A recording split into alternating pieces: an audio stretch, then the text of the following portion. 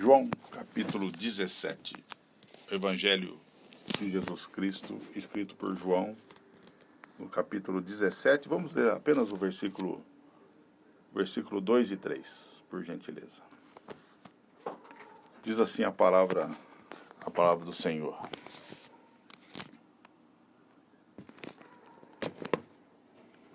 Assim, como lhe deste poder sobre toda a carne, para que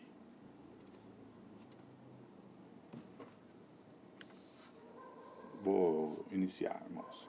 Assim como lhe deste o poder sobre toda a carne, para que dê a vida eterna a todos quanto lhe deste, e a vida eterna é esta, que te conheçam a ti só, por único Deus verdadeiro, e a Jesus Cristo, a quem enviaste. Irmãos, eu vejo alguns cristãos que nós ficamos abatidos pelas circunstâncias que a vida nos mostra, né? E muitas vezes o que nos deixa inseguro e ansioso é deixar de compreender quem é o Senhor Jesus Cristo, o que Ele já fez por nós, o que Ele realizou por nós. Ele é o Deus da eternidade. Antes do nosso nascimento, antes mesmo da criação do mundo, os que pertencem a Cristo foram destinados a uma herança eterna.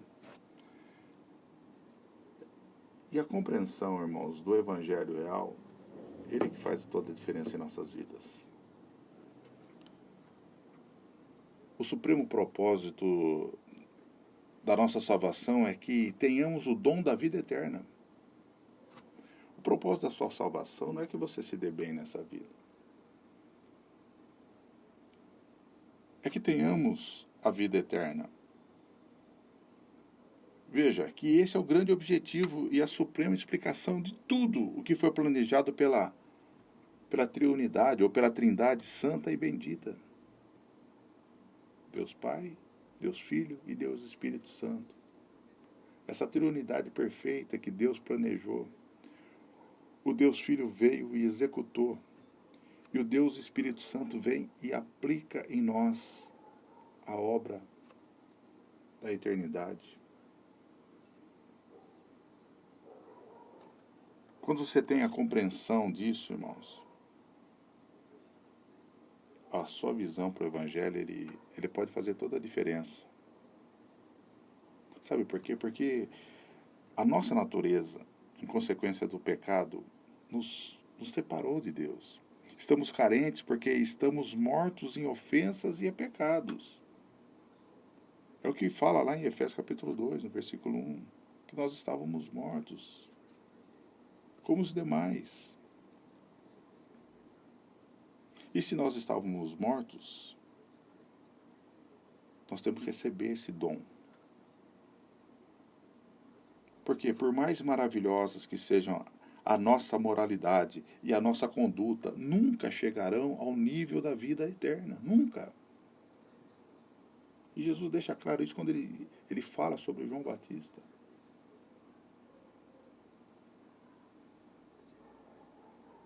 Que nunca havia pisado um homem como João Batista, mas no reino ele era o menor. Veja o padrão em que Deus veio, através de Cristo, fazer com que nós tenhamos para a convivência com Ele. Então a diferença entre ser cristão e não ser, não é em grau, é na essência e na qualidade, de modo que o cristão mais indigno está numa situação melhor que a do melhor homem que esteja fora do cristianismo. Pensa num homem, você fala assim, nossa, esse homem é bom, ele faz tudo, ele ajuda os pobres, ele dá o dinheiro, ele não... Se ele estiver fora de Cristo, ele é muito menor do que aqueles que estão em Cristo Jesus. Nós estamos falando às lentes, aos olhos de Deus. Talvez a melhor maneira de entender tudo isso seja pensar nesse assunto em termos de relação. É uma questão de sangue. É uma questão de sangue. O membro mais humilde e mais indigno da família real está numa posição mais vantajosa do ponto de vista das classificações sociais de muitos países do que a pessoa mais importante e mais capaz de fora dessa família. Só para a gente fazer uma relação para que você entenda. Nós fazemos parte da família de Deus. Nós fazemos parte da semente plantada por Cristo, do trigo. Porque quem semeou o joio foi o diabo, foi Satanás. Então, um homem fora dessa família real pode ser mais culto, pode ter mais excelência, pode ser uma espécie da humanidade em todos os aspectos, em tudo, em todas as ocasiões de Estado, em todas as grandes ocasiões.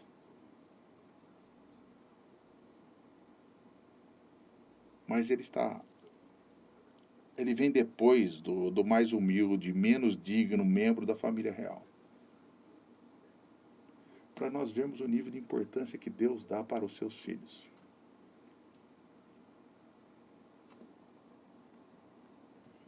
E como nós avaliamos a situação de sermos filhos de Deus, vai fazer a diferença para nós.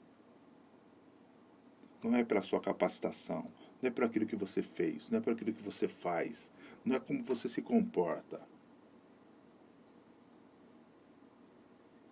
Por mais que você seja um servo fiel e tente fazer tudo certinho, no final você é um servo infiel, indigno.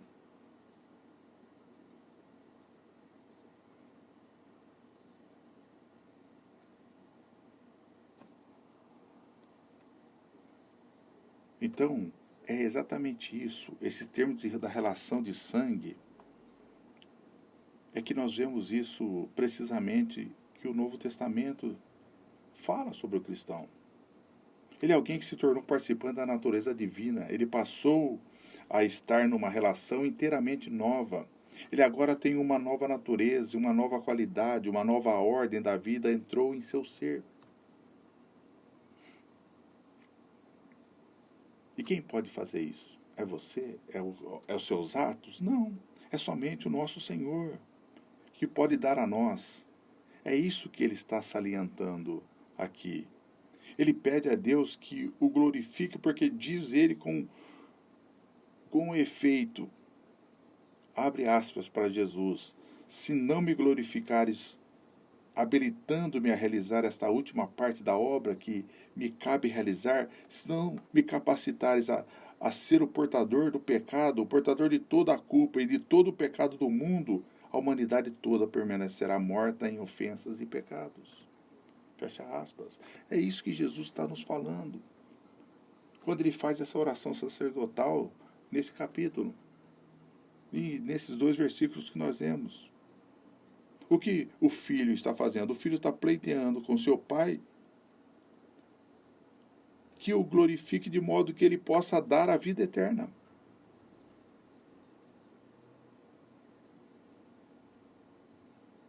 E como nós já sabemos, qualquer tentativa para chegar a Deus e ter comunhão e companheirismo com Ele, exceto em Cristo e por meio de Cristo, é um laço e uma ilusão. Então, aquelas pessoas que forçam você a fazer pelas suas próprias forças e braço e atitudes,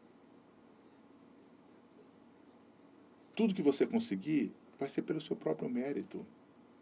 E Cristo não é glorificado nos seus próprios méritos.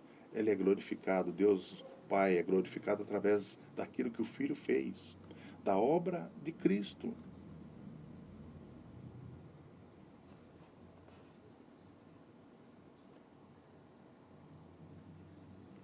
Vamos tentar ver algumas questões práticas a respeito disso. Nós vimos que, por definição, o cristão é alguém que tem a vida eterna. E então, o que é esta vida e como a gente pode obter?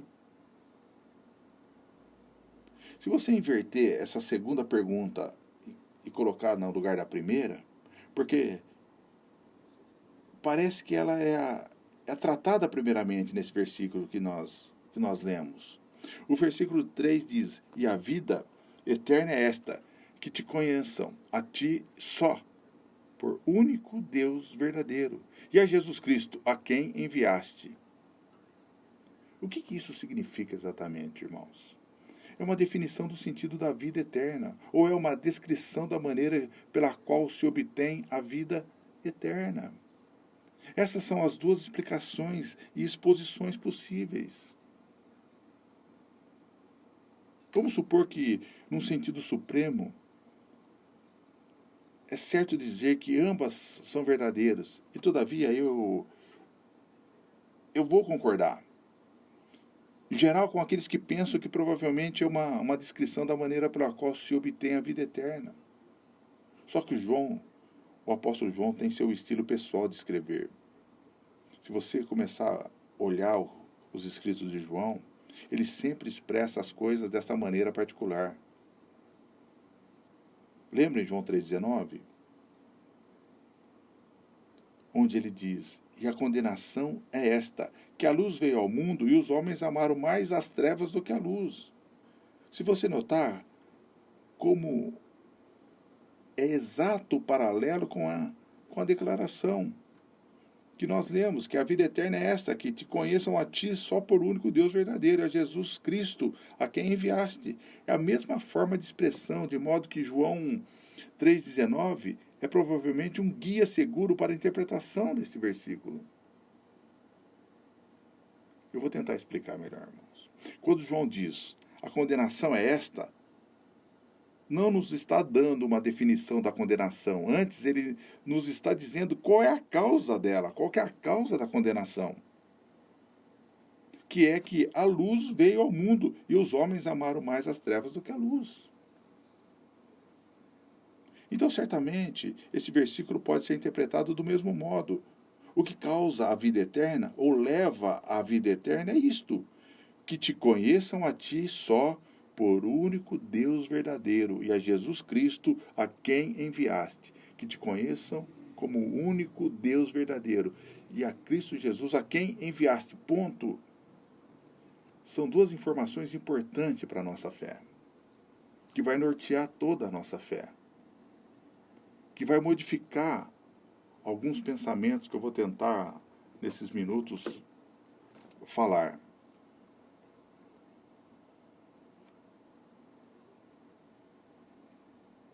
Se nós continuarmos com os escritos de João, a primeira carta de João, no capítulo 5, versículo 20, ele diz: Este é o verdadeiro Deus e a vida eterna. Com o que ele quer dizer? Este é o verdadeiro Deus e a causa da vida eterna. Outra vez se referindo ao Senhor Jesus Cristo. Então nós temos aqui, primeiramente, um relato do modo ou do meio pelo qual se obtém a vida eterna. Ou, se vocês preferirem, temos aqui uma descrição da origem da vida eterna e não uma definição de sua essência.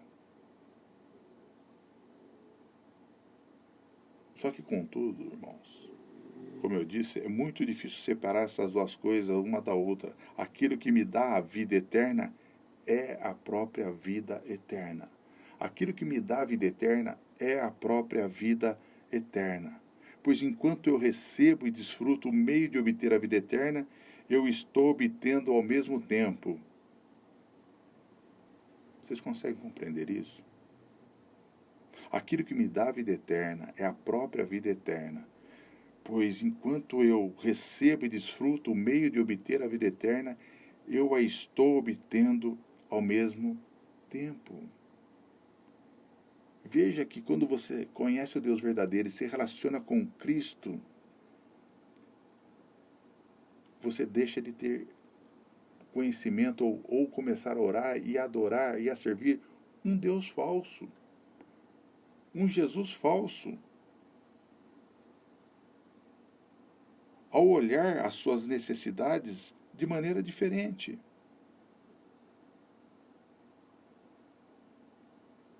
Devemos manter essas coisas como ideias separadas em nossa mente.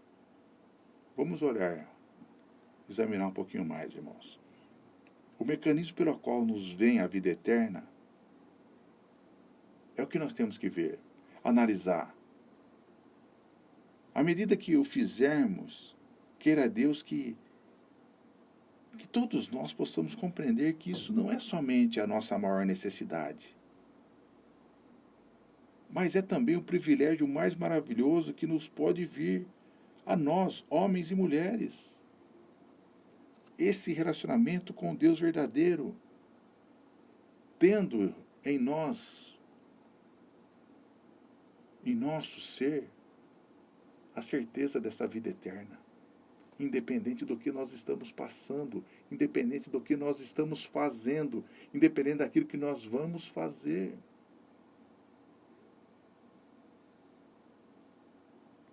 Porque a glória toda é dele e para ele. São todas as coisas glória eternamente. Amém.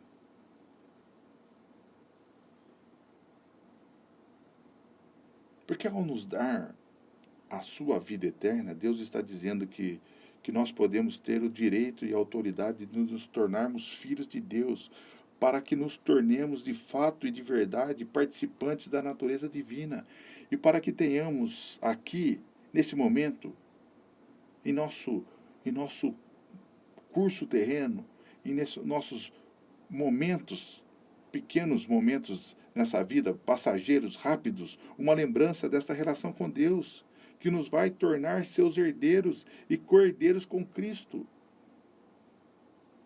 Então, qualquer tribulação, qualquer coisa que nós estamos passando, é tudo momentâneo, diante de uma eternidade que nos foi preparada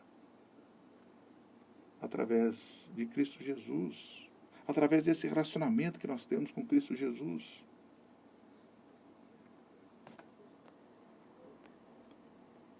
Então Deus nos deu sua natureza, e nem mesmo a morte, nem mesmo o túmulo pode despojar-nos da nossa herança. Nada pode nos separar do amor de Cristo, de Deus que está em Cristo Jesus. Não significa somente uma vida transformada enquanto ainda estamos aqui nesse mundo. É também uma garantia dessas coisas grandiosas. E eu fico muito triste de ver a pequenez que fizeram do Evangelho. Um evangelho de coisas, para conquistar coisas, perto daquilo que foi conquistado, a eternidade, algo tão grandioso. Então, como nós obtemos a vida eterna? Aqui nos é dito que é essencial é a questão de conhecer Deus, e essa é naturalmente a grande questão que é colocada diante de nós em toda parte na Bíblia. Deus é alguém que deve ser conhecido por nós. Deus é alguém que deve ser conhecido por nós, e não há nenhuma possibilidade de vida eterna sem esse conhecimento. Essa história de que eu quero Deus na eternidade e não querer Deus nessa terra aqui não existe. Não tem uma chavinha que vai virar quando você morrer e lá em cima agora você quer começar a conviver com Deus. Ou você quer Deus agora, ou você não quer Deus nunca.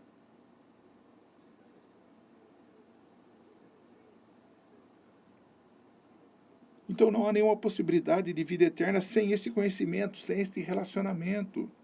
João diz isso em sua primeira epístola. Ele envelheceu, que está perto da morte, e diz às pessoas para as quais escreve que quer que elas sejam felizes e que compartilhem a mesma alegria que enche o seu coração. Há um gozo possível nessa vida, diz ele, e não é as suas coisas, não é só a sua conquista, lembrando onde João estava, preso na ilha de Patmos. O gozo de vocês pode ser completo nesse mundo, e é um gozo que baseia na comunhão com Deus. É um gozo que passeia na comunhão com Deus.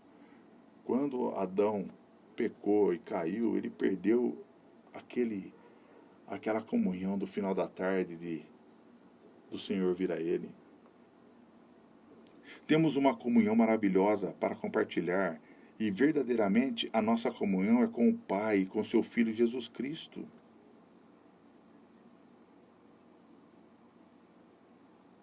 E se você perceber, como esses escritores do Novo Testamento se repetem, fazem porque estão sempre falando sobre este fato maravilhoso. Quem conhece algo dessa íntima comunhão com Deus não pode parar de falar sobre ela. Todos nós podemos falar sobre as coisas que nos interessam, ficamos falando sobre elas. E aqui está a coisa mais grandiosa de todas, a vida eterna, conhecer Deus e ter comunhão com Ele.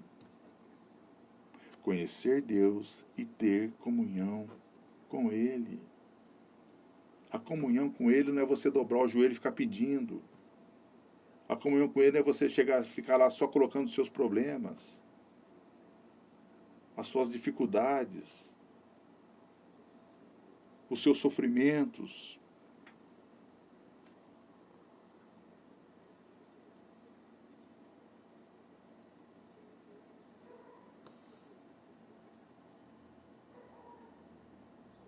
Então, irmãos, isso é algo grandioso.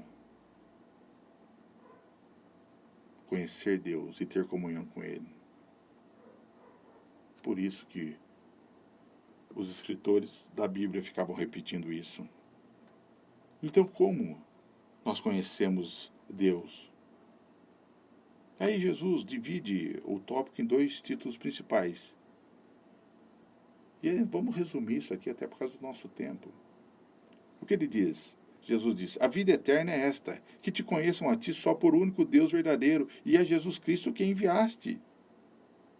E ele fala isso expressando nesses termos, porque está emitindo uma advertência, ou, se vocês o preferirem, ele está declarando esta verdade na forma de um contraste. Ele está salientando que devemos estar absolutamente certos de que Deus, em quem cremos, o Deus que alegamos conhecer, é o único Deus verdadeiro. E isso faz toda a diferença, irmãos. Porque ao empregar essas palavras único e verdadeiro, ele apresenta a Deus para a nossa consideração contrariamente e acima de tudo mais. E é óbvio que ele nos está advertindo contra os ídolos, contra os deuses falsos. Vocês podem ver muitos disso no Novo Testamento. João, de novo, termina a sua primeira epístola com essas palavras: filhinhos, guardai-vos dos ídolos. O que se faz ao meio gospel hoje é criar ídolos. Ídolos. Pessoas. Um Deus desconhecido. Um Jesus Cristo que nasceu dia 25 de dezembro, que vão comemorar o nascimento de Jesus. Um Jesus que está infiltrado em festas pagãs ao meio de tudo isso, que não tem para as pessoas hoje nada tem a ver, nada, não importa mais nada. Mas criam um Jesus que não é o Deus verdadeiro, é um ídolo. É um ídolo. Ele apresenta a Deus para a nossa consideração contrariamente e acima de tudo mais. Exatamente para divertir contra esses falsos. E você pode ver muito disso no Novo Testamento. João, de novo, termina a sua primeira epístola com essas palavras: guardai-vos dos ídolos. Guardai-vos dos ídolos. Essa é a última palavra deste homem que já está velho. Quando escreve a sua carta de despedida aos jovens da igreja, ele começa dizendo que de nada importa, senão que tenhamos comunhão com o Pai e com seu Filho Jesus Cristo. Depois ele passa a advertir os seus leitores contra certas heresias e resume tudo dizendo: guardai-vos dos ídolos. Sabe, irmãos, nós vamos à igreja ou vamos de algum lugar e as pessoas começam a falar de Deus para nós e faz aquela misturança, começa a falar de um Cristo e nós, porque nós somos politicamente corretos, nós não questionamos. Essas pessoas estão apresentando para nós um Deus que não é o verdadeiro e um Cristo, então, que é verdadeiramente o Cristo que nasceu dia 25 de dezembro. O Papai Noel do universo, que está ali esperando você pedir para ele trazer um presente para você. No caso é oração. O que você precisa? Pede que ele vai providenciar. E essa advertência é necessária. Hoje, como foi no século I, temos que estar absolutamente certos de que Deus que cultuamos é o único Deus vivo e verdadeiro. E Paulo, também escrevendo aos Tessalonicenses, lembra-lhes como quando ele pregou o evangelho pela primeira vez para eles. Dos ídolos vós convertestes a Deus. Dos ídolos vos convertestes a Deus. Paulo está dizendo isso para servir o Deus vivo e verdadeiro. Lá na sua primeira carta a Tessalonicenses, capítulo 1, versículo 9. E é isso. E novamente o relato da visita de Paulo a Atenas, registrado lá em Atos, capítulo 17, diz-nos que aquela culta cidade estava cheia de templos e de diversos deuses. Muitos deuses. O povo de Atenas era muito religioso, num sentido, adorando todos esses deuses, Mercúrio, Júpiter, Marte. Então, para que nenhum fosse deixado fora, havia um curioso templo, o Deus desconhecido. E parece que é isso mesmo que acontece hoje. Hoje não tem mais o culto a Marte, a Júpiter, a essas coisas todas, mas tem o culto do adolescente, o culto da família, o culto do pobre, o culto do rico, o culto do casal, o culto da prosperidade, o culto disso. São os ídolos que vão levantando. Olha, um Deus que você vai... um culto para cada coisa que você precisa, que você necessita. Qual que é a sua necessidade? Tem um culto para isso. Lá eles tinham Deus, eles chamavam lá de Júpiter, Mercúrio, Marte, etc. E adorava isso. E aí nós criamos um Cristo também para isso. Um Cristo para resolver o problema familiar, um Cristo para resolver o nosso problema financeiro, um Cristo para resolver o nosso problema de saúde, um Cristo para resolver o problema não sei de quem, um Cristo para resolver o problema não sei o que lá, um Cristo para isso aqui. É isso. Criamos ídolos. Infelizmente. Um Deus desconhecido. Servimos um Deus desconhecido.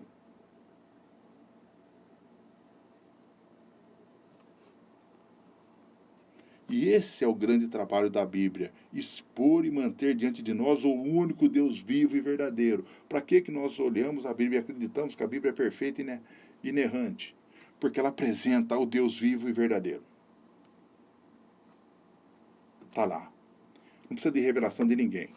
Não precisa levantar um profeta, é isso que te digo, e não precisa nada disso. O que nós precisamos está escrito na palavra de Deus.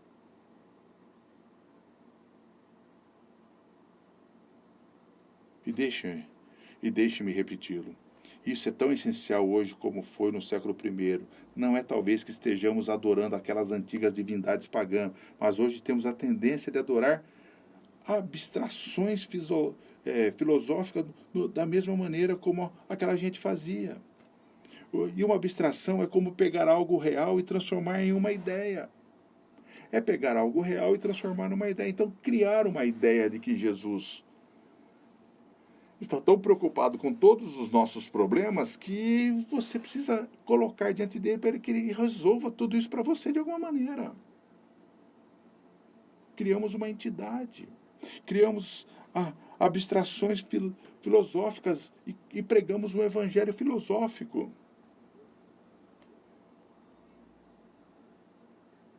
Então você vê hoje pessoas escrevendo com expressões eruditas sobre o absoluto ou o supremo, ou sobre, irmãos,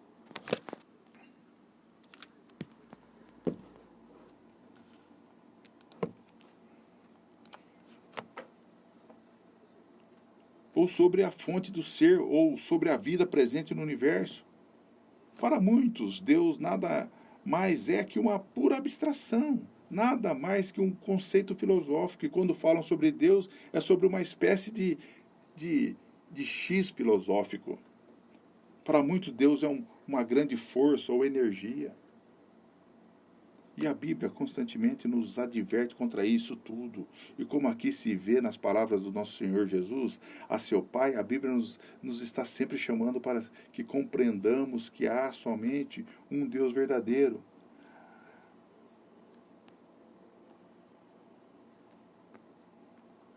Há depois algumas coisas que precisamos saber sobre Ele.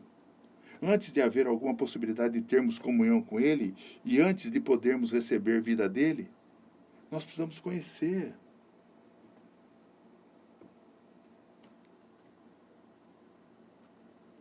E primeira, e obviamente eu não me canso de falar, temos que crer que Ele é uma pessoa. Deus é uma pessoa.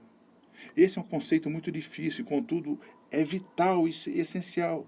Deus disse, eu sou o que sou. Deus é Deus e, portanto, Deus é uma pessoa. O autor de Hebreus, numa passagem muito importante na sua carta, ele fala sobre isso nesses termos. Ele está falando sobre a vida pela fé e sobre o mundo como grandes heróis, dominando as suas circunstâncias e subindo acima de todos os homens medianos desta vida, todos esses medíocres. Essas pessoas que tinham comunhão com Deus, conheciam a Deus, elas sobrepõem as outras pessoas. E qual que era o segredo deles? E a resposta que nós temos é que o segredo deles era a fé. A fé e a sua relação com Deus. Não era uma fé na fé, não era uma fé no pastor, não era uma fé numa estátua, não era uma fé num Cristo que falaram, que estão contando, não é uma fé no Deus do apóstolo. Se você não acredita, vem na minha fé. Não era uma prova de fé. A fé que eles tinham era no próprio Deus que eles conheciam. Como você pode ter uma fé verdadeira se você não conhece o Deus verdadeiro? É algo abstrato só. Que vive se deu certo ou se não deu errado. Um evangelho pragmático. No mundo pragmático. E o escritor de Hebreus, ele é claro, é necessário que aquele que se aproxima de Deus creia que ele existe e que é galardoador dos que o buscam. Hebreus 1, 11, 6. Hebreus 11, 6. Ele é galardoador dos que o buscam. Veja, irmãos, por isso que eu falo, quando nós temos a compreensão do evangelho real, são coisas que só o Espírito Santo pode fazer, mais ninguém, que dá o entendimento. Ele é galardoador dos que o buscam, daqueles que o conhecem verdadeiramente, que se relacionam com ele.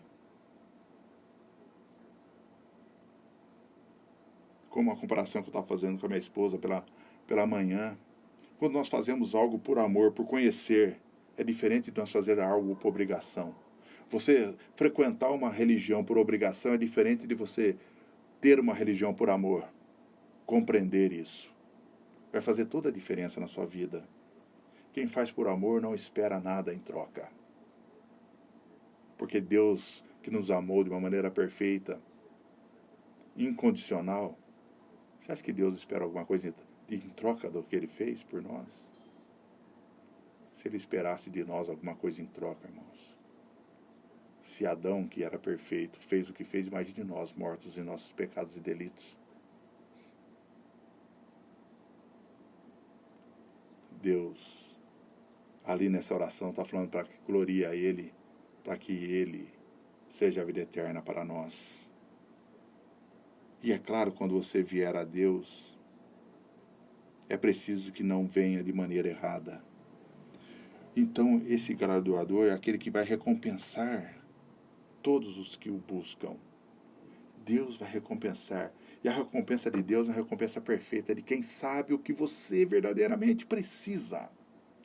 Não aquilo que você deseja, porque o nosso coração, infelizmente, é enganoso, mas aquilo que nós precisamos. Isso é descansar. Orar e esperar. Descansar. Então é importante, quando você vier a Deus, é preciso que não venha da maneira errada. Essa história de que não importa a maneira de chegar a Deus, como se fosse qualquer Deus, que o importante é meu coração, é lixo. É lixo. Esse é justamente o tipo de absurdo contra o qual a Bíblia nos adverte. Se você vier a Deus e quiser conhecê-lo e ser-lhe agradável, não venha do jeito de quem pensa quantos deuses haja, de qual que é a sua necessidade agora. Qual que é o Deus minúsculo que você vai clamar na sua necessidade? É necessário que aquele que se aproxima de Deus creia que Ele existe e que Ele é galardoador dos que o buscam. E esse é inevitavelmente o nosso ponto de partida. Deus é um Deus vivo. Deus é um Deus vivo que chamou o homem para se relacionar com Ele. Quem quis se relacionar com o homem é Deus. Não é o homem que quis se relacionar com Deus, mas Deus quis se relacionar com o homem. E o modo que Deus assim o fez através da Trindade, da Triunidade, é que o Filho seja glorificado. É através do Filho, através do Espírito Santo que habita em nós, que vai nos guiar a toda a verdade. Se você tem boas intenções sem o Espírito Santo, em verdade, em carne e em verdade não existe. Porque Deus quer os adoradores em espírito e em verdade. Não na intenção da verdade, no coração da verdade, na carne da verdade, naquilo que eu penso, naquilo que eu quero. Se vocês querem uma exposição perfeita disso, deve ler os relatos que o Velho Testamento apresenta de alguns dos falsos deuses que o povo adorava. Veja, eu recomendo que vocês leiam Isaías capítulo 46, onde o profeta zomba do falso deus Baal, que os tolos filhos de Israel adoravam. Veja, os filhos de Israel, o povo escolhido por Deus, adoravam ídolos. Você acha que é diferente de nós hoje, irmãos?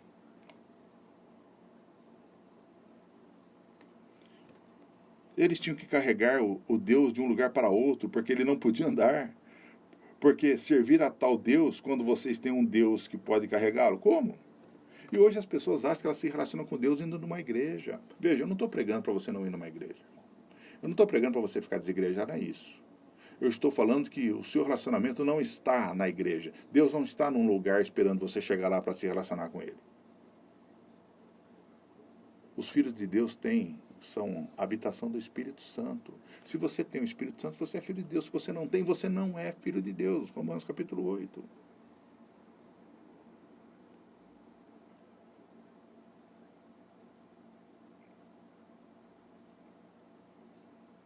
Veja, que Isaías faz essa pergunta: vocês vão carregá-lo, esse Deus?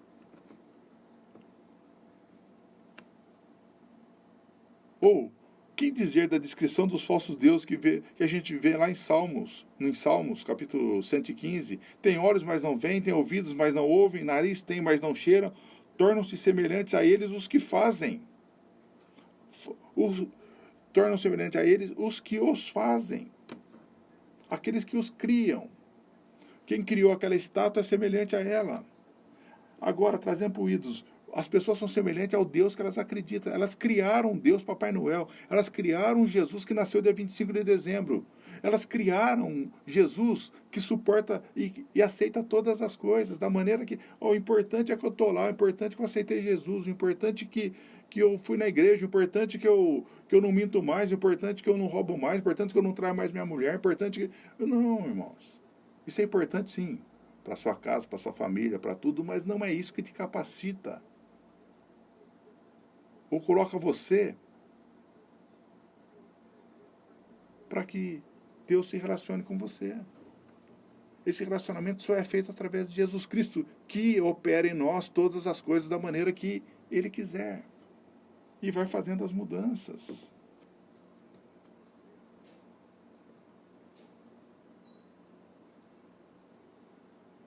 E se você ler esse versículo, é um sarcasmo, né? Você vê uma das mais gloriosas peças de sarcasmo na Bíblia toda, é esse Salmo 115.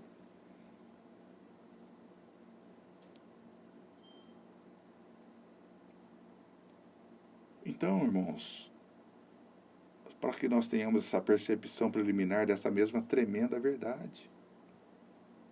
Agora, nós temos que saber que Deus é o Deus vivo, o Criador. Em toda a nossa preocupação com Deus, o Salvador, jamais devemos esquecer que Deus, o Criador, Deus é nosso Salvador, porém também o Senhor do Universo. Ele é aquele que disse, haja luz e houve luz. Ele trouxe todas as coisas à existência. Ele está nos céus e tudo está a seus pés. Lembre-nos, pois, do que devemos começar pelo Senhor do Universo, o Criador, o instigador de tudo quanto existe.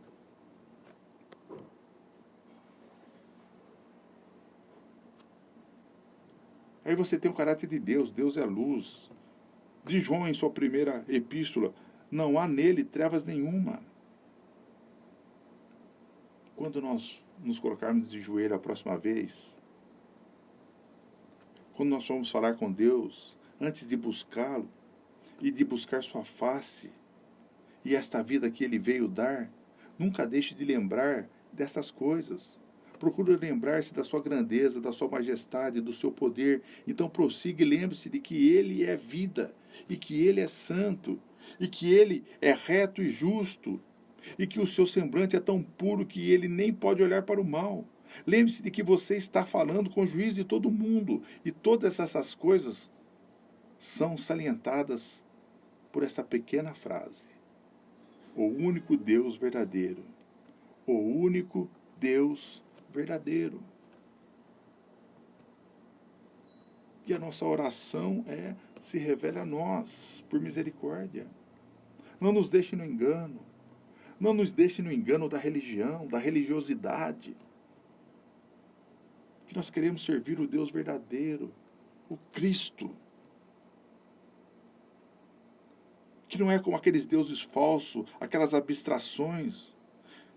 Nós estamos indo à presença do Deus eterno, um Deus vivo, aquele que sempre foi o grande eu sou, de eternidade a eternidade. Esse é o ponto de partida essencial, irmãos.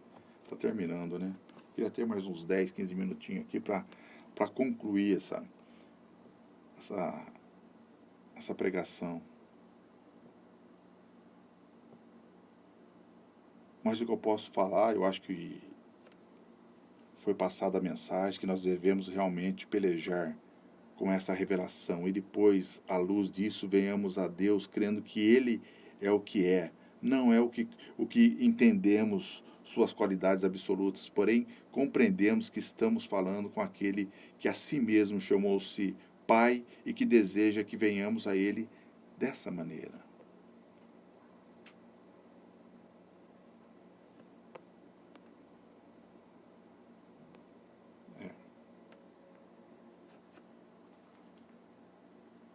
O que é importante, irmãos, nós sabermos é que não há conhecimento de Deus sem Jesus Cristo. Não há.